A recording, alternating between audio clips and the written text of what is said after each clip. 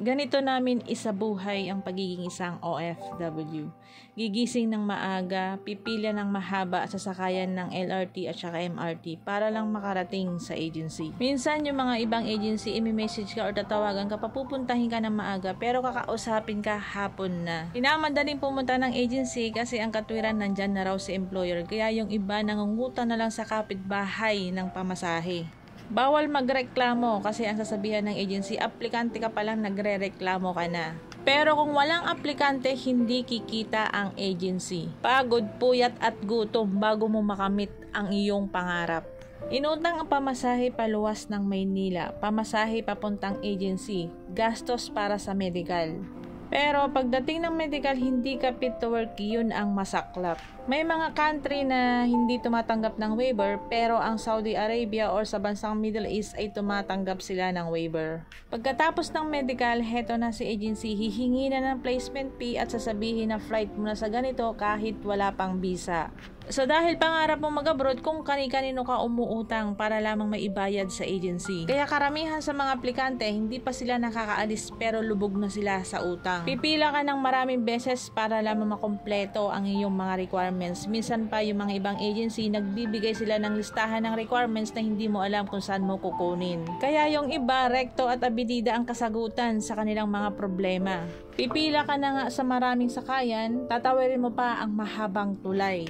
Hindi mo iniinda ang pagod at gutom dahil gusto mo kompleto lahat ng mga requirements na hinihingi ng agency. Dahil katwiran ng agency, kung sino yung mga unang nagpasa ng mga requirements, sila ang unang madideploy. Pag malapit na ang flight, heto pa ang isa pang problema. Pagdating sa maleta, hindi mo alam kung ano ang dapat mong ilagay. Hindi mo rin alam kung papaano mo pagkakasyahin ang iyong gamit. Maraming aplikante na na-hold minsan sa immigration kasi hindi nila alam kung ano ang dapat nilang ilagay sa hand carry at saka sa check-in baggage. Minsan kasi yung mga ibang agency kulang sa paalala, basta lang ma-deploy nila ang isang aplikante, wala na silang pakialam basta nakuha nila ang pera.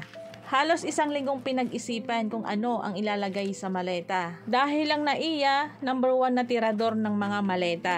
Sa ilang buwan mong pag-a-apply at pag-aayos ng mga requirements, ilang linggo kang nag-ayos ng mga maleta. Heto na at makakamit mo na ang iyong pus ka na. Nandyan pa si e-travel. Maraming nanawagan na tanggalin na daw si e-travel. Isa sa mga napapasakit sa mga OFW. Karamihan sa mga pauwi ng Pilipinas na iwan ng eroplano dahil sa punyetang e-travel na yan. Ganun pa man, kailangan nating sumunod sa protocols o requirements na pinapatupad ng bansang Pilipinas. Guys, sana sa ginawa kong video is makarelate kayo yung mga pagod nyo, gutom sa pag-a-apply. Pero ang masakit nun, pag nasa ibang bansa na kayo, kung humingi ng pera ang mga pamilya natin is para silang may pinatago. Lahat ng mga sakit, emotional man, physical, nararanasan ng mga OFW.